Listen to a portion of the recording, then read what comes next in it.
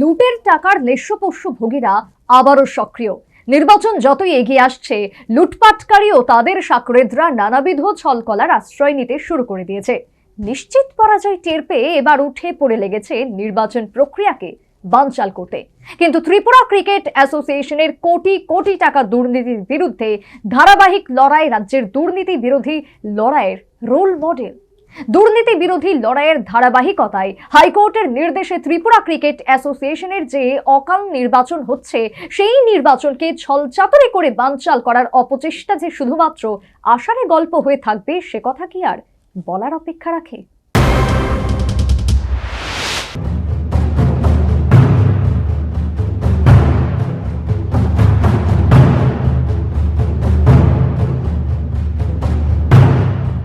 লক্ষ্য এবার লুট বাণিজ্যে পর্দা দেওয়া।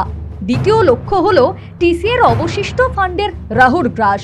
এই দুই লক্ষ্য পূরণে চোরের মাস্তুত ভাইদের সামনে নিয়ে আসার ফাঁদ পেতেছে ক্রিকেট দস্যুরা। চোরের সাক্ষী মাতাল। ইতিমধ্যে সিট 10 জন ক্রিকেট দস্যুর বিরুদ্ধে থানায় মামলা করেছে। জেল অনিবার্য। কিন্তু চোরান আসনে ধর্মের কাহিনী আবারও সেই ছলাকলা। বিগত টিসিএ নির্বাচনের মতো কোটি কোটি টাকা ইনভেস্ট করে ভোট কেনার পালা এবারে হচ্ছে না। কারণ হাইকোর্টের নির্দেশে গঠিত সিট এখনো সক্রিয়। বিনিময় মূল্যে ভোট কিনতে গেলে দাতা গ্রহীতা উভয়ই বিপদে পড়তে পারেন। তাই সেই পথে হাঁটছে না ক্রিকেট দস্যুরা। সেই পথে না হাঁটলে গতবারই ভরাডুবি হতো, মরার উপর খাড়ার ঘা। এবার তাদের লুট বাণিজ্য প্রকাশ্যে। সিটের মামলা ক্রিকেট দস্যুদের প্রাথমিকভাবে চোর হিসেবে আখ্যা দিল। সুতরাং ভোট কেনা বেচা করতে গেলে সিটের মামলায় ঝুলে যাওয়ার প্রবল সম্ভাবনা। অর্থাৎ ক্রিকেট দস্যুদের সেগুড়ে বালি। এবার ইজ্জত রক্ষার একমাত্র অবলম্বন নির্বাচন বানচাল ঘোষণা।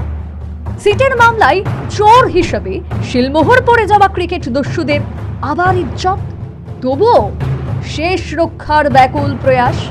আলিবাবা 40 চোরেদের টিসিএতে চিটিং ফাঁক করা ফান্ডের লেশপোষ্য ভোগী একাংশের কলম ছিঁড়াইবার সক্রিয়। ভোটার তালিকায় নাকি জালিয়াতি হয়েছে, নুন খেলে নাকি গুণ গাইতে হয়।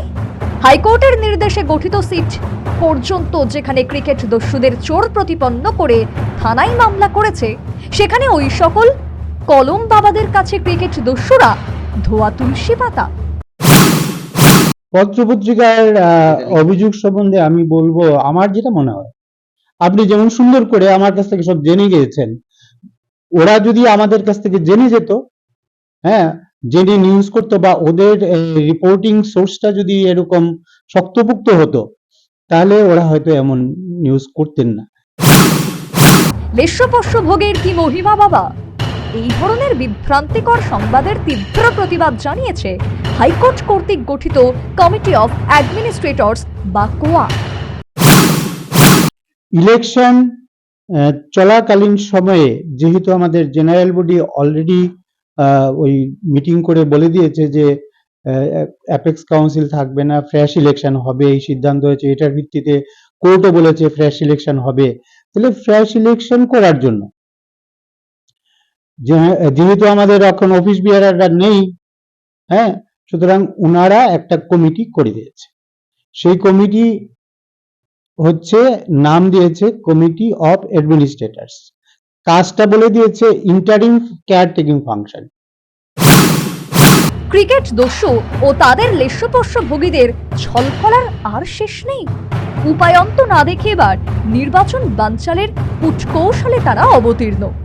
ফুটবল কিংবা অন্যান্য স্পোর্টস অ্যাসোসিয়েশনে তাদের উৎসাহ নেই।